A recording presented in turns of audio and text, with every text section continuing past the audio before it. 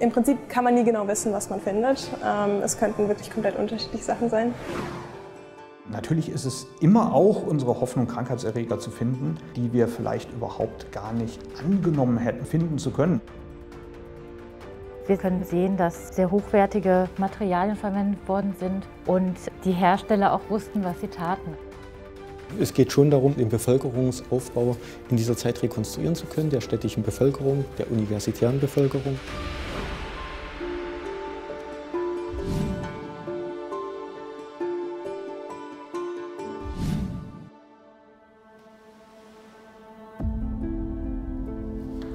Zwiesprache mit dem Tod. Auf der Suche nach Antworten zum Leben vor 400 Jahren. Dafür reiht Archäologe Enrico Paust Knochen an Knochen, untersucht 1500 Individuen, deren Überreste nach der Zerstörung der Jenaer Universitätskirche im Zweiten Weltkrieg vom historischen Friedhof geborgen werden konnten. Nicht jedes Skelett ist so vollständig erhalten wie das, was jetzt hier ausgebreitet ist. Bei manchen sind auch nur einzelne Körperpartien vorhanden. Und das wird tatsächlich für alle Skelette gemacht, um quasi eine Demografie, den Bevölkerungsaufbau in dieser Zeit rekonstruieren zu können, der städtischen Bevölkerung, der universitären Bevölkerung. Also dass man tatsächlich eine Sterbetafel erstellen kann, Fertilität, Mortalität bestimmen und dann auch errechnen kann, wie hoch die Lebenserwartung, die Sterbewahrscheinlichkeit in verschiedenen Altersklassen war. Bestandsaufnahme. Welche Skelettteile sind vorhanden? Was sagt der Zustand der Knochen, Zähne, des Schädels oder Beckens über Geschlecht, Größe oder Alter aus? Dieser Tote war ein Mann zwischen 30 und 40, relativ alt für einen Bestatteten auf dem Akademikerfriedhof. Tatsächlich der Anteil der Bestatteten, die ein sehr hohes Alter erreicht haben, ist vergleichsweise gering. Ganz einfach, weil es ein akademischer Friedhof für Studenten war. Nur die Professoren, die Uni-Angehörigen hatten ein höheres Alter erreicht. Es gab mehrere Pestwellen, die auch durch Jena gerollt sind in der Zeit. Die sind nicht im Kollegium bestattet worden, aufgrund einfach der Seuche. Es gab aber auch Faulfieber, Pocken, Tuberkulose. Es gab Tote nach Duellen. Es gab Tote nach den Überlieferungen, die nach den Feiern in der Saale ertrunken sind.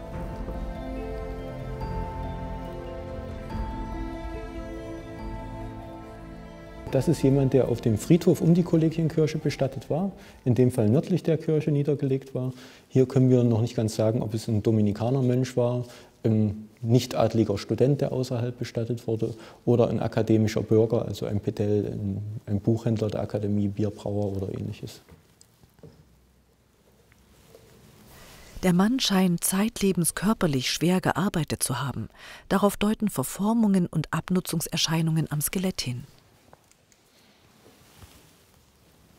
Gerade die Spondylosis deformans sieht man eben sehr gut an den Lendenwirbelsäule, wie hier mit dieser Randzackenbildung. Hier geht es schon über in ein Verwachsen der Wirbelkörper, was dann auch die Bewegungsfreiheit in der Wirbelsäule ganz stark einschränkt. Im Beinbereich sind die Muskelmarken auch schon relativ stark ausgeprägt. An den Oberarmen ist das auch der Fall, also es war schon jemand recht Kräftiges. Auffällig sind die Zähne, stark abgenutzt, durchlöchert von Karies. Zu Lebzeiten waren einige wohl deshalb schon ausgefallen und auch der Oberkiefer zeigt Spuren.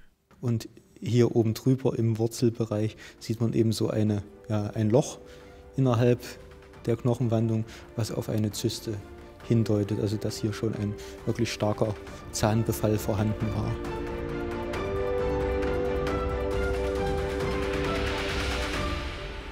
Zähne sind Tresore der Biografie. In ihnen lagern Spuren von Lebensorten, Nahrung, von Krankheiten, die über eine Sepsis zum Tod geführt hatten. Das macht sie für Wissenschaftler des Max-Planck-Instituts für evolutionäre Anthropologie in Leipzig interessant.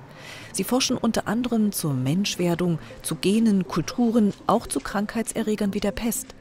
Alina Hiss und Alexander Herbig gehören zu diesem multidisziplinären Team, das sich mit Pathogenen, den Krankheitserregern, beschäftigt.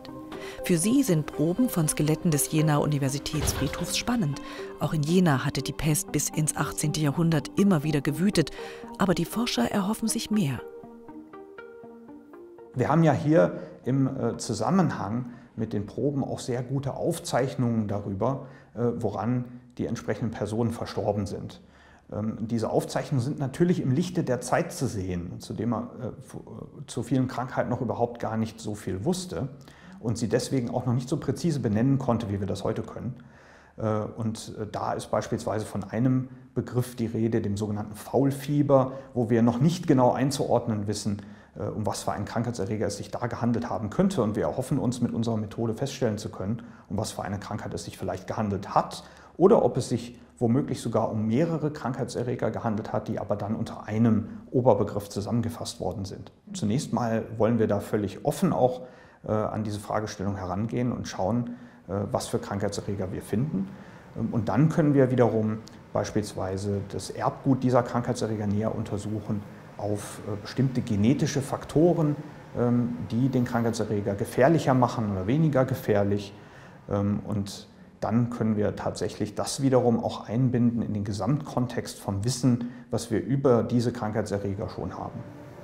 Dafür reinigt Doktorandin Alina Hiss die DNA, die zuvor im Reinraum aus Knochen und Zahnpulver der Jena-Proben isoliert wurde.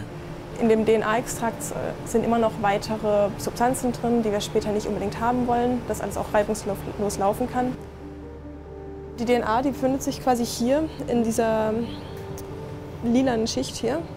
Und wenn ich Reagenzien drauf gebe und das dann zentrifugiere, wird die hier durchgefiltert und kommt hier unten wieder raus. Und das ist dann quasi unsere DNA, die wir haben wollen. In den Sequenziergeräten wird ihr Geheimnis entschlüsselt, die Reihenfolge der DNA-Bausteine. Abgeglichen mit weltweit gesammelten Daten finden die Wissenschaftler Antworten. Vielleicht. Wir haben hier inzwischen Konzepte entwickelt, die eine solche Analyse automatisch durchführen können. Und inzwischen ist es dadurch möglich, Hunderte, Tausende von Datensätzen innerhalb relativ kurzer Zeit entsprechend zu untersuchen. Und auch nicht nur in Bezug auf einen möglichen Krankheitserreger, sondern wirklich auf eine große Vielzahl.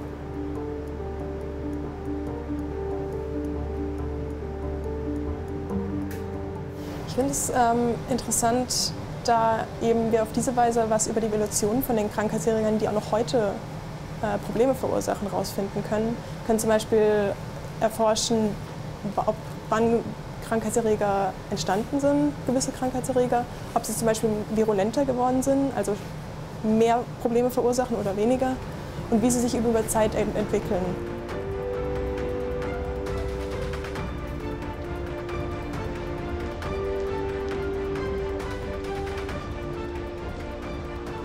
In Jena geben historische Aufzeichnungen oder Grabinschriften Aufschluss über Tod und Leben der Professoren des Collegium Jenense. Restauratorin Gina Gront gibt ihren Grabplatten, Epitaphien und Abbildern neuen Halt und ist beeindruckt. Vom Schnitzwerk ist es sehr schön gearbeitet.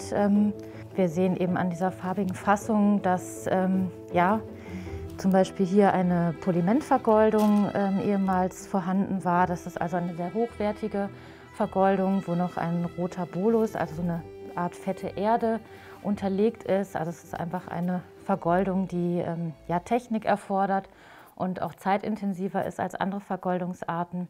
Und dadurch können wir schon sehen, dass sehr hochwertige Materialien verwendet worden sind und die Hersteller auch wussten, was sie taten. Und Gold war natürlich immer ein Material, mit dem man einmal das Himmlische, aber eben auch den Wert darstellen wollte.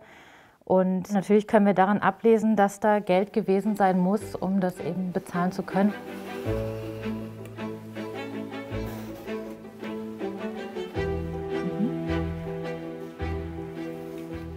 Für mich ist vor allem eben bei diesen Holzfragmenten aus der Kollegienkirche die Herausforderung, dass seit der Bergung nie was daran passiert ist und die Materialien einfach wahnsinnig stark gealtert und degradiert sind. Und manchmal, man hat das Gefühl, man schaut das Objekt an und es kommt einem eigentlich schon alles entgegen, weil diese Grundierungen wahnsinnig versprödet sind und das Bindemittel ganz stark dort abgebaut hat. Und das ist relativ schwierig, weil man natürlich versucht, die Grundierung nicht zu stark anzuquellen, sondern einfach nur dort, wo sie ist, zu festigen.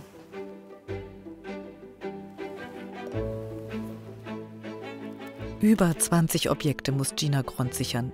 Dazu kommen Gemälde, Porträts der Professoren und Rektoren der Universität. Für den Kustos der Sammlung Uhrenfrühgeschichte Enrico Paust wichtige Zeitzeugen. Die Gemälde geben zum Beispiel Auskunft zu Mode, Status und Vermögen einer Person, auch wenn im Laufe der Zeit Informationen verschwinden.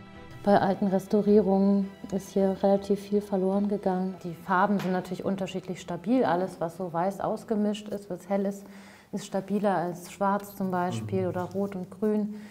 Deswegen war es teilweise auch oft so, dass quasi nur die hellen Bereiche der Firnis abgenommen worden ist und der Rest ist stehen geblieben. Und deswegen sind die dann oft auch sehr stark berieben, weil es viel häufiger restauriert worden ist. Und dann gibt es einfach Bereiche wie hier diese Hand, die gar nicht mehr vorhanden sind. Also das hier zum Beispiel ist alles eine Retusche. Aber da gehe ich eigentlich immer so ran, dass ich da nicht die vollständige alte Retusche entferne, sondern dann ein bisschen überarbeite. Weil wenn man das komplett wegnimmt, steht man dann manchmal vor so einer Ruine und dann wird es noch schwieriger. Aber dass das vielleicht mal anders aussah und übermalt wurde, weil die Hände eben so extrem unterschiedlich aussehen von der Qualität her? Ich denke, die Form wird schon so gewesen sein. Es gibt ja auch viele andere Porträts, die wir haben, wo man einfach sieht, dass die Hände schwierig zu malen waren und es auch nicht immer die besten Maler waren, die man sich geleistet hat. Und dadurch sehen einige Hände auch ungelenk aus. Es war tatsächlich so, dass je mehr Hände man auf einem Porträt sieht, umso teurer war es quasi in der Anschaffung oder Herstellung, weil Hände einfach schwer zu malen sind. Das heißt, der Maler hat sich das auch besser bezahlen lassen. Das heißt, der ein oder andere hat deswegen vielleicht nur eine Hand malen lassen oder auch manchmal gar keine. Und man kann natürlich auch an der Kleidung oder an dem Schmuck oft sehen, ob jetzt mehr Geld da war oder weniger. Die Gemälde bestätigen, was Kleidungsfunde aus der Kollegienkirche zeigen. Die akademische Elite Jenas war fürstlich ausgestattet. Aber wer trug was? Eine Herausforderung für die Kollegen der Rechtsmedizin am Jenaer Universitätsklinikum. Können sie nach 400 Jahren noch DNA an Bekleidung nachweisen? Das wäre spektakulär.